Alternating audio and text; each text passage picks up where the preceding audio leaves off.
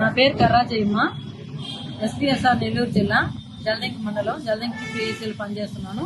ఆ పనిచేస్తున్నప్పుడు నాకు డాక్టర్లకి కొంచెం గొడవయ్యి ఆ గొడవ విషయంలో నేను జడ శ్రావణ్ గారిని ఆశ్రయించాను. అతను పెద్ద లాయర్ అని చెప్పారు. ఆ లాయర్ దగ్గర నేను కేసు పెడదామని వెళ్ళా.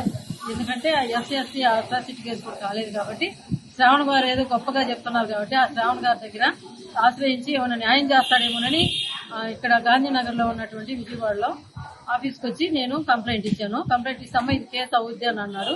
కానీ కేసు అవుద్ది అన్నప్పుడు ఎస్సీ ఎస్టీ వాళ్ళకి మాత్రం ఒక పేమెంట్ అది 50,000 తక్కువ తీసుకొని అన్నాడు. తర్వాత అదర్ క్యాస్ట్లకు అయితే ₹1,00,000 అని చెప్పారు. సరే సార్ ప్రస్తుతానికి నేను ఒక 10,000 తెచ్చుకున్నాను, 10,000 తీసుకోండి, తర్వాత నేను మిగతా 40,000 ఇంటికెళ్ళి ఫోన్ పే చేస్తానంటే అసలేం ససేమిలో ఒప్పుకోలేదు.